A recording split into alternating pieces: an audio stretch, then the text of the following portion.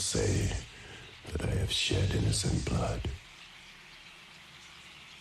What's blood for, if not for shedding? I came for you.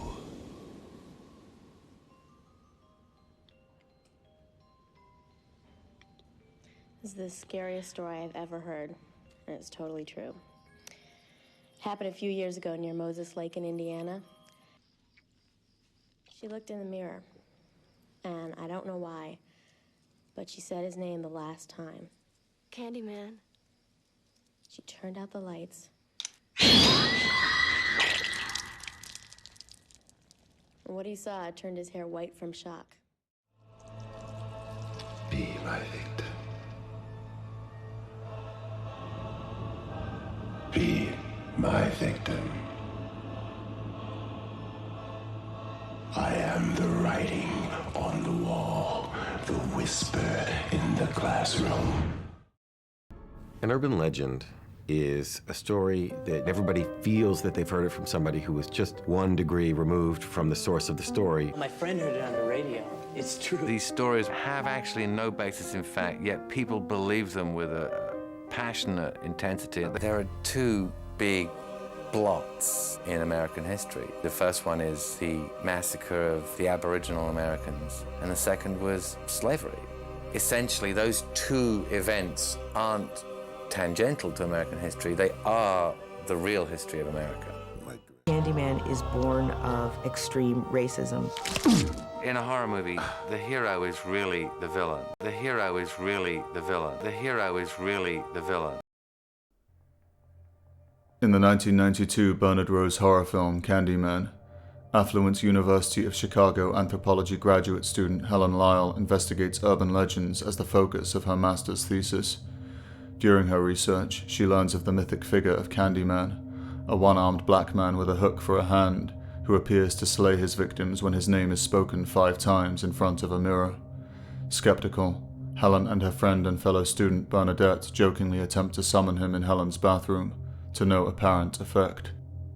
Helen's investigation takes her to the alleged site of Candyman's most recent murder in the deprived African-American housing projects of Cabrini Green. Inside, she passes through a hole behind an apartment mirror to discover a painted shrine for Candyman in a derelict room, with an offering of candy left for him and the words "Sweets to the Sweet" written upon a nearby wall. Afterwards, she interviews the victim's neighbor, Anne-Marie, where she meets Anne's infant son, Anthony, and expresses her desire to someday have a child of her own. At a restaurant that night, Helen and her husband Trevor speak with an expert in modern folklore. He reveals that the origins of the Candyman myth lie in the story of a 19th century African-American painter who was mutilated and murdered by a white lynch mob in retaliation for impregnating the daughter of a wealthy landowner. After cutting off his right hand, the mob smeared him with honey so that bees from a nearby apiary would sting him to death, then burnt his body on a funeral pyre where Cabrini Green now stands. Investigating another murder, Helen is attacked by a man wielding a hook, but after his arrest learns that her assailant was only a local thug exploiting the Candyman story to terrorize Cabrini Green's residents, seemingly discrediting it. A few days later, however, the real Candyman appears to Helen and tells her that he must shed innocent blood to perpetuate belief in his legend, entreating her to become his willing victim. Falling into a trance, Helen awakens in Anne-Marie's apartment covered in blood. In the next room, she finds Anne-Marie's pet dog decapitated and Anthony missing from his crib before police arrive to charge her with the crime. After Trevor posts her bail, Helen looks over the slides from Cabrini Green to discover that Candyman was standing behind her when one of the photographs was taken. Appearing again, he breaks into the apartment to tell her that he has Anthony before killing Bernadette, leaving Helen to be framed for her murder. Committed to a psychiatric institution, Helen attempts to prove her innocence by summoning Candyman once more, who kills her psychiatrist and frees her from her restraints, calling on her to join him and witness a miracle. Helen returns to her apartment, but is distraught to learn that Trevor is now living with another woman. With nowhere to run, she heads to Candyman's lair. There, Candyman lays her upon an altar and, asking her to die in Anthony's place, kisses her, sending a swarm of bees down her throat. When she awakens, she finds her likeness painted on the shrine's walls, and realizes that she is the image of Candyman's past love. Following Anthony's cries, Helen climbs atop the pyre outside before the local residents, believing Candyman to be inside, set it ablaze.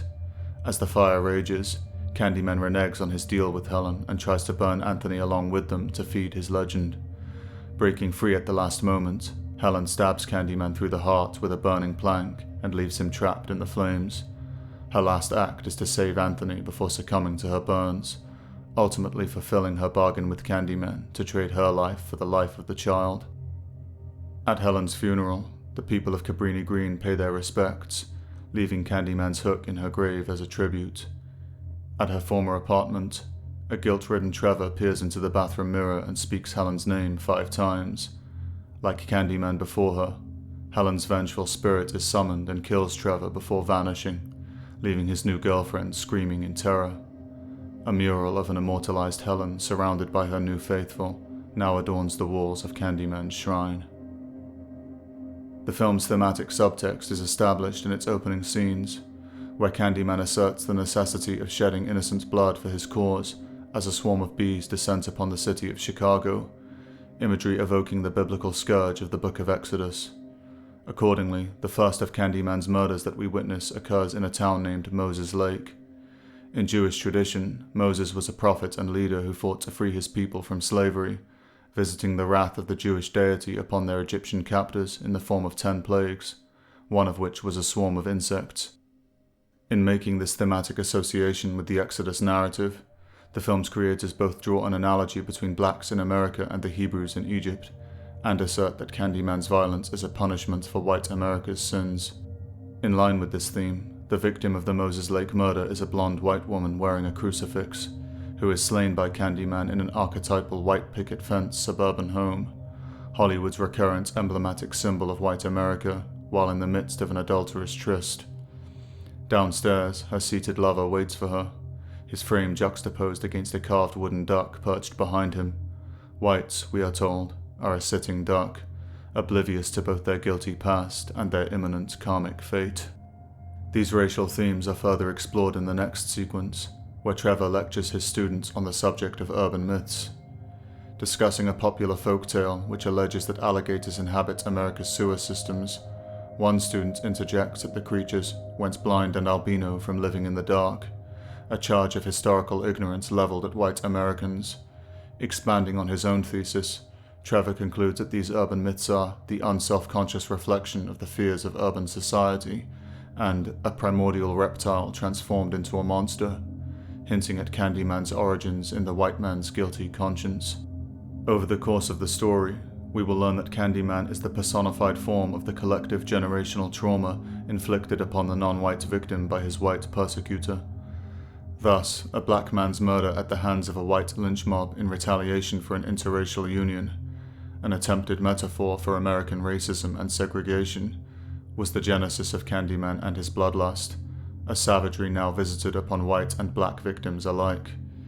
This racial mutilation and the violence it has engendered is symbolized by the murderous hook, which substitutes for the painter's hand severed by his killers, an unhealing wound that will serve as a bloody reminder of the white man's sin, as well as the instrument of his judgment. Throughout the story, this buried sin is symbolically represented by waste, and the film's visual language is replete with images of filth, drains, and toilets. White America's misdeeds, it implies, fester beneath the surface like the sewage beneath its cities. Correspondingly, Candyman is also an embodied manifestation of repressed white guilt. His spirit is summoned when his name is repeated into a mirror 5 times, denoting the self-reflection of the film's white characters. Helen finds Candyman's shrine located directly behind one such mirror, suggesting his psychological and spiritual presence within the white conscience.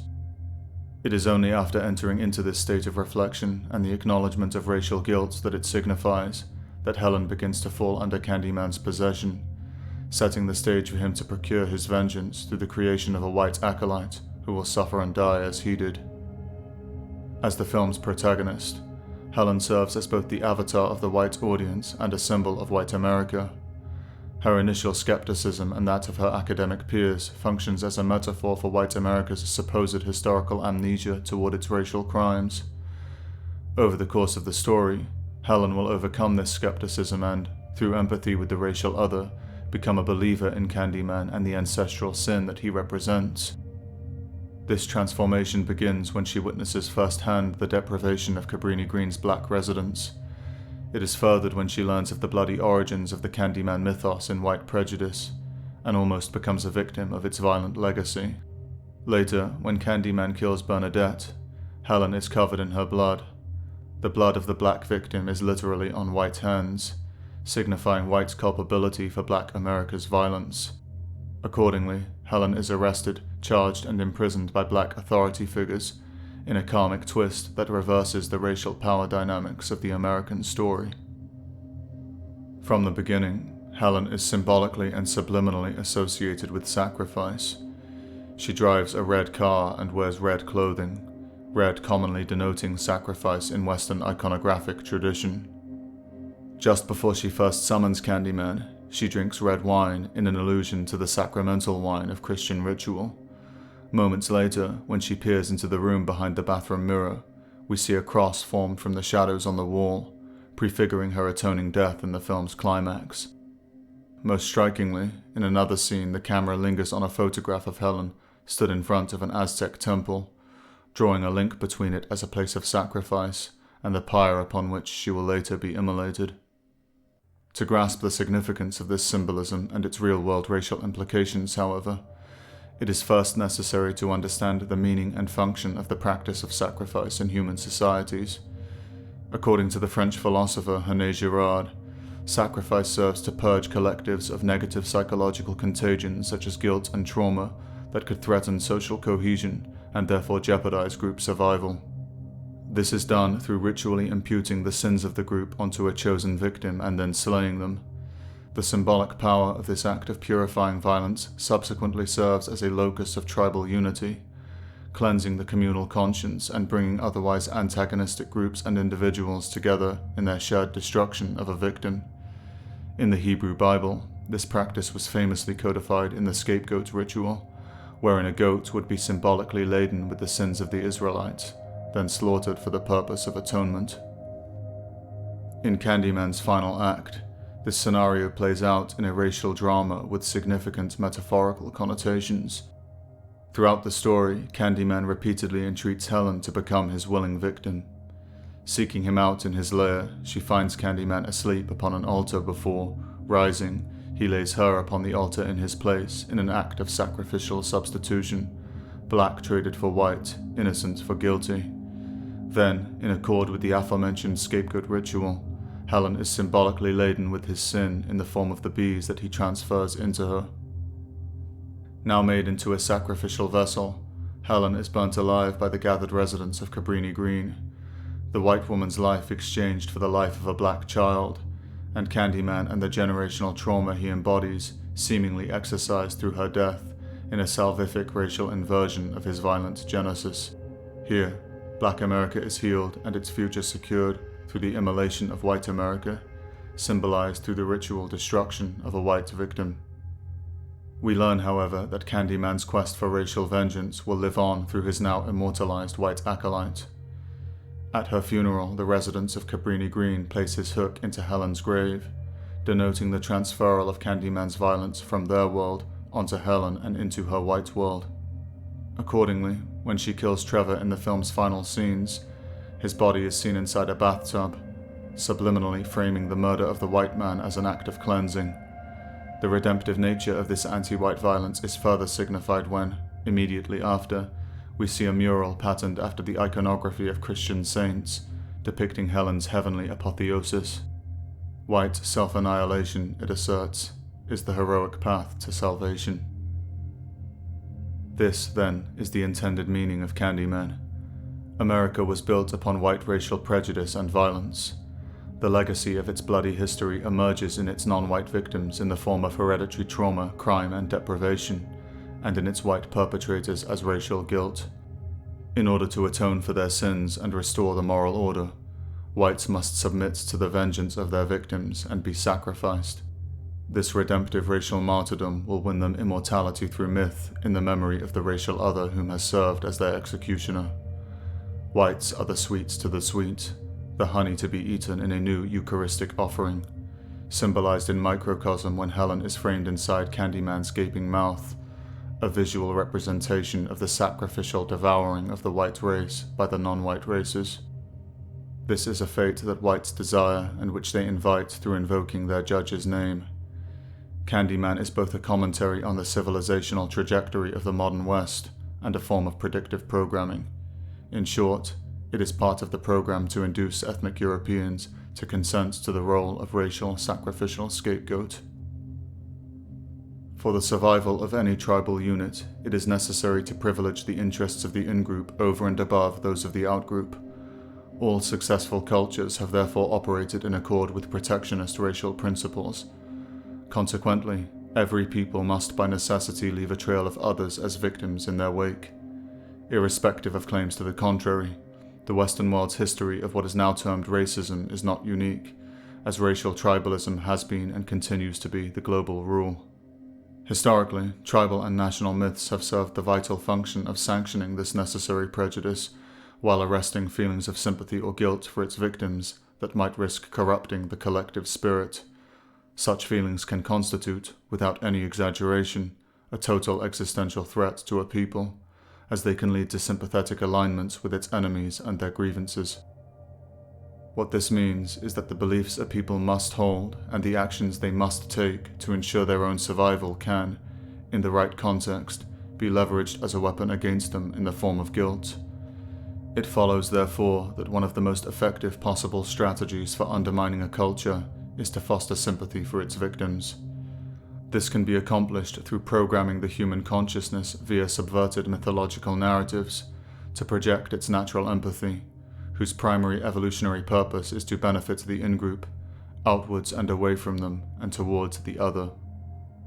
Candyman is one of many such constructed narratives, and it achieves this effect through attacking the spiritual consciousness of the targeted white audience by utilizing familiar, culturally ingrained tropes, symbols, and archetypes to attribute a kind of divinity to their supposed racial victim. This in turn transforms an individual instance of violence against the racial other into a sin against the sacred itself, thereby traumatizing the viewing subject into an amplified state of guilt and outgroup empathy. Through the mythic victim's resurrection, the sin is then symbolically immortalized to become a source of abiding generational guilt, capable of infecting the collective cultural memory. Historical guilt is an especially potent weapon because it can be used to attack a people on a collective psychological level for a past that can never be changed and that, being hidden from view by the passage of time, can be distorted and falsified by those who hold the reins of cultural power.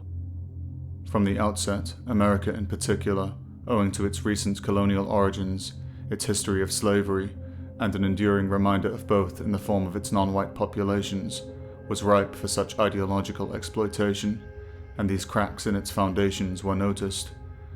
The prevailing Christian morality, naturally given to identification with victims, was leveraged to deepen feelings of guilt and to foster a desire for atonement in the white majority. Simultaneously, victim groups were mobilized and weaponized against them through the cultivation of grievance narratives that preyed on pre-existing resentments. With the end of World War II and the consolidation of its new mythos, designed specifically to frame white collective self-interest as a moral evil, these narratives, now aided by Hollywood's global reach, would expand beyond America to commandeer the West in its entirety. Racial guilt was an atom bomb ready to be detonated inside the Western consciousness. White contrition would soon meet non-white vengeance, with existential consequences. Because we have been generationally conditioned to align ourselves with the racial other as victim, the overwhelming majority of modern Western culture's myths and stories, as well as every establishment account of our people's history, exhibits a radical outgroup preference. More, almost all of these narratives dogmatically positions ethnic Europeans as a uniquely evil and singularly culpable world antagonist. Each one wittingly or unwittingly serves to justify visiting upon us the very crimes it lays at our feet, from colonialism to slavery to genocide. Academia meticulously curates and reinterprets the historical record to serve these ideological ends. The controlled media manufactures without cease fictional crimes too to brand us with, so that we will be blamed even for the imagined sins contrived for us by their storytellers. Meanwhile, we are trained, through these stories and the institutions that perpetuate them, to accept this imputation of sin and the burden of punishment that it imposes. It is a perennial social and religious conviction that atonement requires the shedding of blood. To accept guilt for past sins is, therefore, to offer one's blood. To accept collective guilt is to offer the blood of one's people. By acknowledging the other's claim to victimhood, we mark ourselves as evildoers, and thereby grant our enemies total moral license in retribution against us. Simply put, whites who receive the brand of ancestral sin submit themselves, knowingly or not, to the tribal vengeance of the racial other, making of him a god that demands to be propitiated, and of themselves a sacrificial offering. Candyman is one of the many cinematic emissaries of the modern Western world's hidden deity, the avenging victim come to judge us, and to collect on the blood payment we have offered up. The white savior of Hollywood stories, then, is really the white sacrificial lamb, and the many vengeful ghosts which haunt the cultural consciousness of the West are its necessary shadow and corollary, both born from the same psychic pathogen. For now that our culture's myths have been poisoned with guilt, just as its natural heroes have come to be seen as its enemies through by their gainful actions perpetuating the sources of guilt, so too have its enemies become its heroes by cleansing this guilt through the suffering they inflict upon us, and so their depredations are consciously or unconsciously revered as a deserved punishment.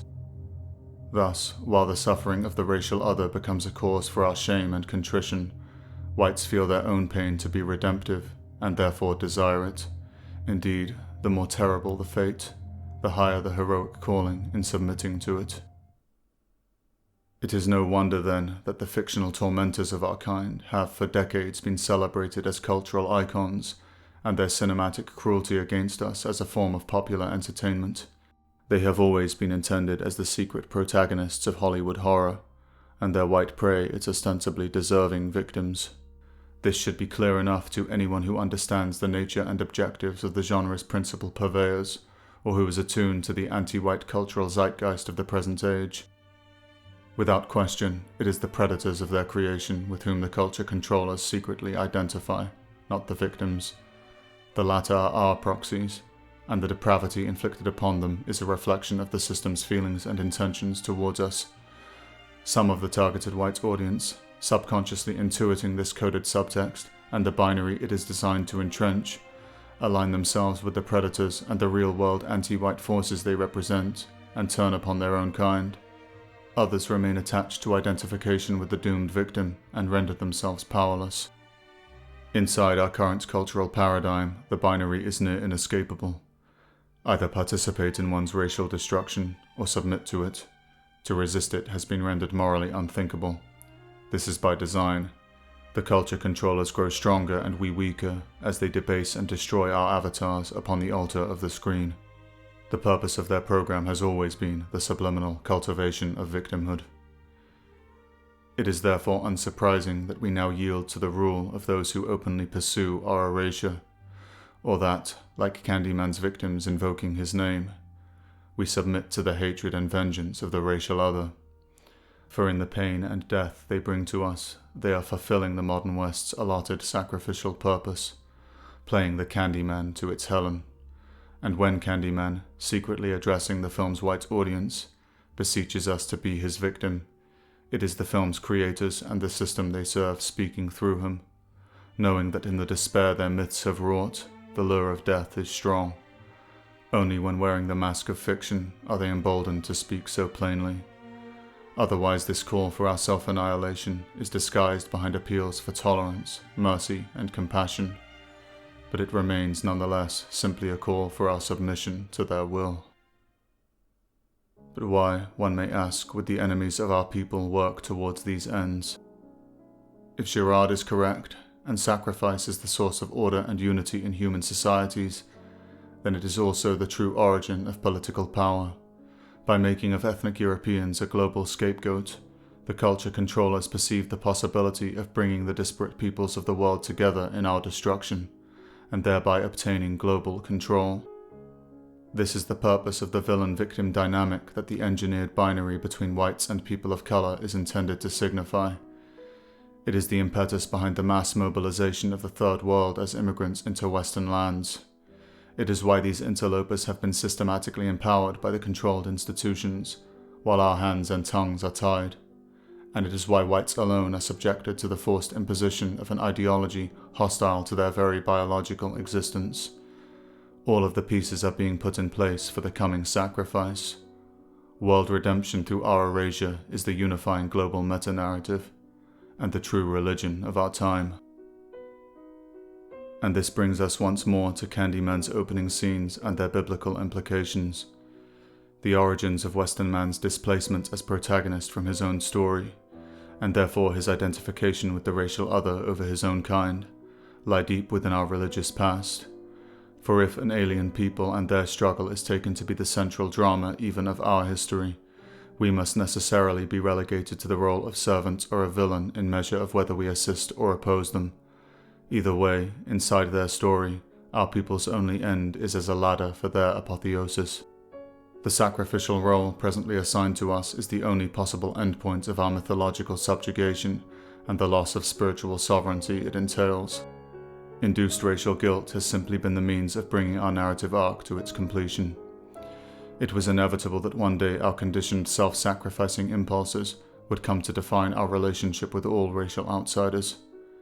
We now live for the benefit of others, our lands, our wealth, and our lives, theirs for the taking, and they are more than willing to reap the spoils. They cry out as victims only so they can make victims of us. Candyman calls himself the writing on the wall, the whisper in the classroom. These words denote the myths that, through their power to manifest as reality the will of their creators, are the true source of worldly power and the guiding hand of history. The ghosts that haunt our culture's conscience possess us only through our belief in the stories that our enemies tell. For as long as we live within their creative world, these ghosts can never be exorcised, and so the guilt will never abate, and everything will be tainted by its touch.